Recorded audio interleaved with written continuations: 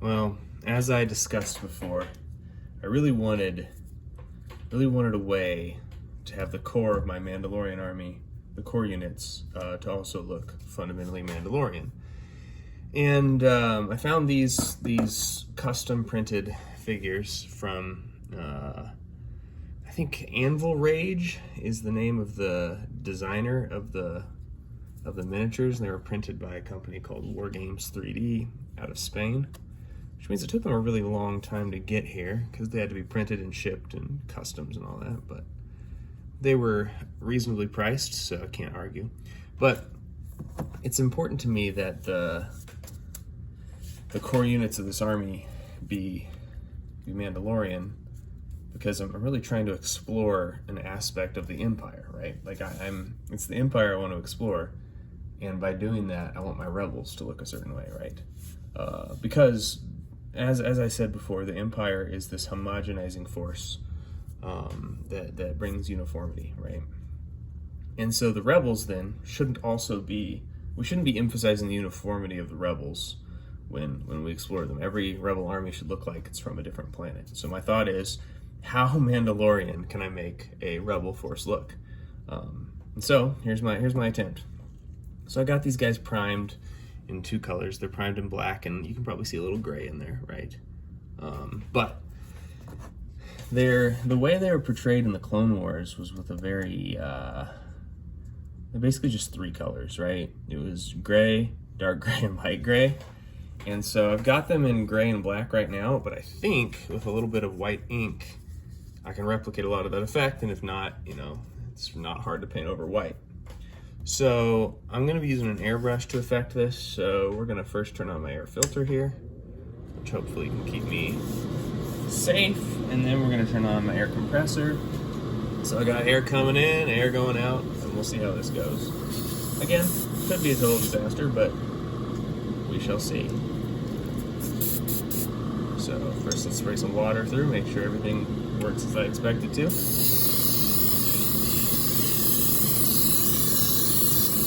So pretty good. All right, I love ink through the airbrush. It's so easy, it goes on so nicely. This is Liquitech, just titanium white. Let's give that a shake and see what happens.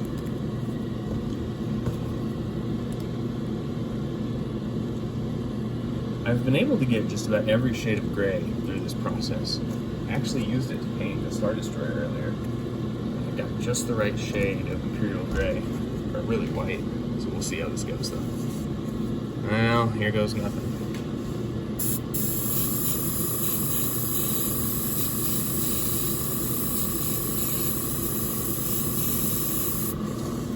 Yeah, that's looking all right. See how we're spraying white, but really the effect is gray, which is the goal.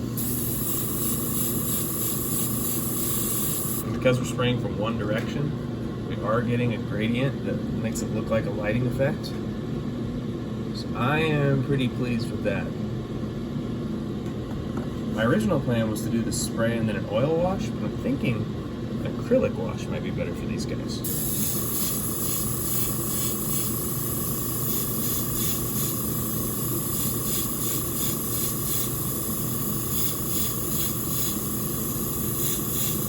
I can't talk as much this time because I don't like to breathe directly when I'm spraying, because I don't want to wear a mask.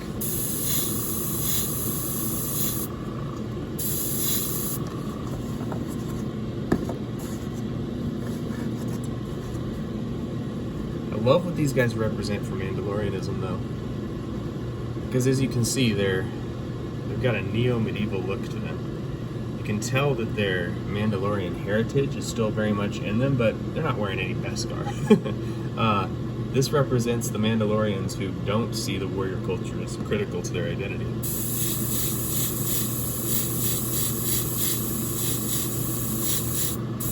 The same company also sells these guys with stun batons. I really like these guys with stun batons because it emphasizes the peaceful side of that kind of Mandalorianism.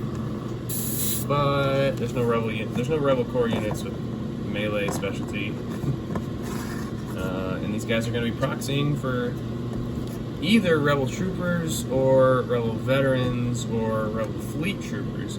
I think the closest to their equipment is probably Fleet Troopers, but I don't know. They might end up being Rebel Troopers just because they're the most basic.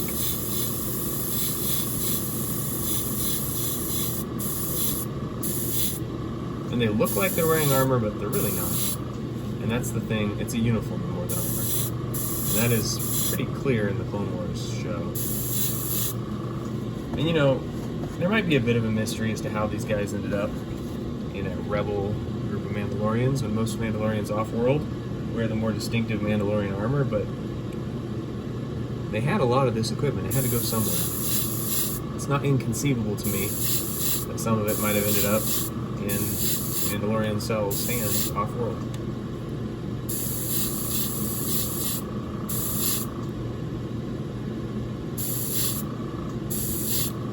I'm putting my Mandalorians on snow bases. There's a couple reasons for that. The first is that I just like doing snow bases because I can easily convert them into any other kind of base if need be. So normally I'm playing on either a snow map or a desert map if I'm organizing the game. And so it's really easy to convert between snow and desert. But you can also turn it into anything. You stick some grass on there or something, right? It would look like something else. Paint it brown, it becomes mud. So I like snow bases for their versatility, but for the purposes of Mandalorians, there's a second benefit there, because I do plan on these being a Sabine army, and with Clan Ren. And Clan Ren has a snowy homeworld. And so it actually works out kind of nicely. Well, I assume they have a homeworld that has all sorts of weather. But in Rebels, we only ever see it in the snow. They arrive in winter. And I really like the look. It's kind of alpine. It's snowed over. So snow bases are going to work for my Mandalorians too. Because we're going to assume this is an Ursa Wren operation. This Rebel cell.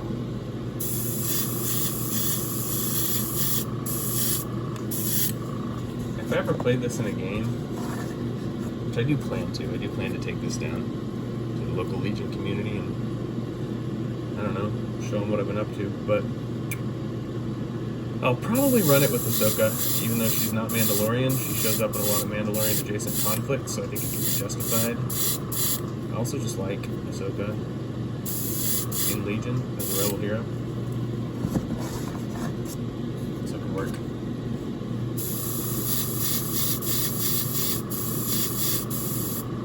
It's getting a little cloudy in here.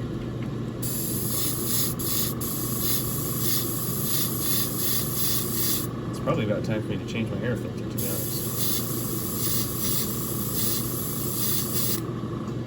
See, I went a little heavy on the white with this one.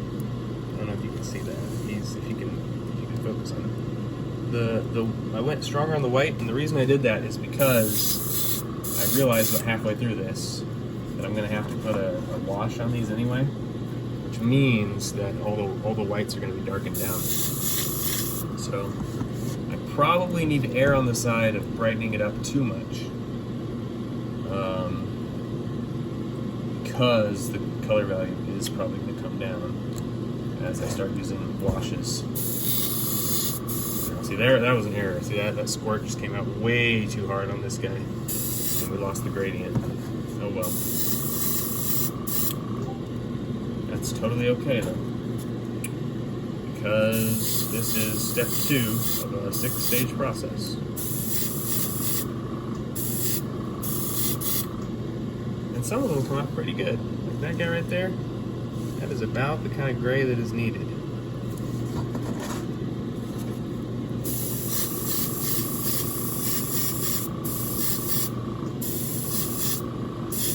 One thing I have found is that as I use my airbrush, occasionally the paint just lands wrong. I don't know exactly why that is. It has something to do with moisture in the air though, I think. Or maybe moisture in the brush, I don't know. So I really ought to be spraying closer to the fan. Or, yeah, I don't know how it works. But every once in a while, the paint dries wrong.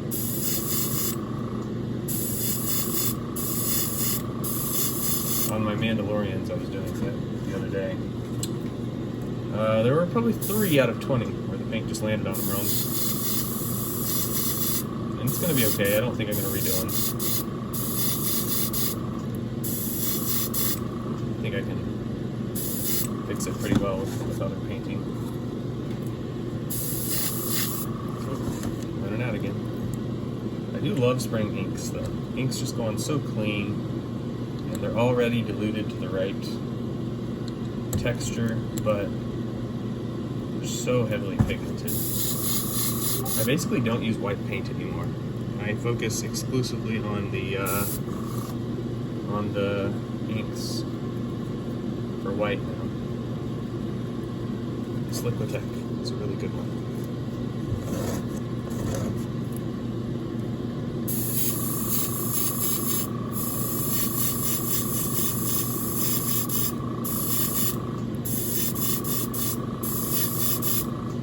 And obviously, if you wanted it to have a more traditional acrylic paint texture, you always just mix it with medium. Ink mixes very well with medium.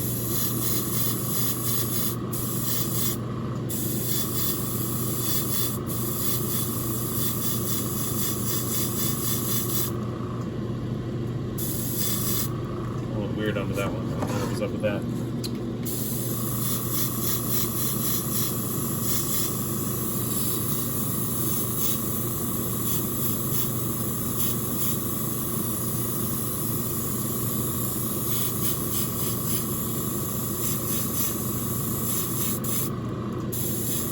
Anyway, I like my Mandalorians.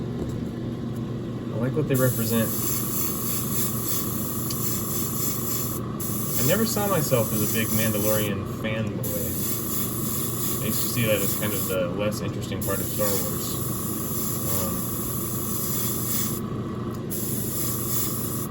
Until I really came to terms with all the different ways Mandalorians have been represented. I already talked enough about that last time I painted these guys.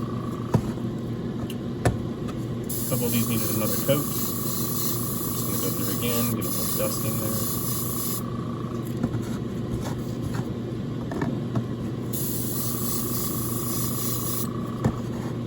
Anyway, they are looking pretty gray. I like where this is going. This guy fell over in the gluing process, and now he just has a very extreme pose. And I don't know if I need to fix that or not, because it's kind of funny. I do need to update his color.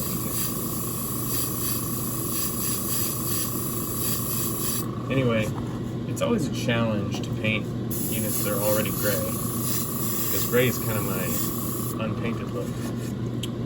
But it's going to be a fun challenge. I'm just going to do a light dusting of everybody, some of the paint that remains, just to even out the colors. Yeah, these guys are going to look good. Alright, clean out my brush a little bit. First I'll spray some water on there. And then I have a little box here that I spray into to protect myself from the fumes. I just keep squirting water in there. I know this makes for uninspiring viewing at the moment, but not all painting is exciting.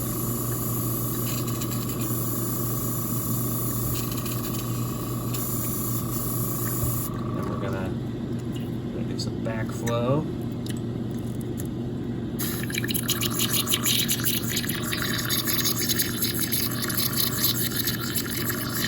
Good, get that nice and clean.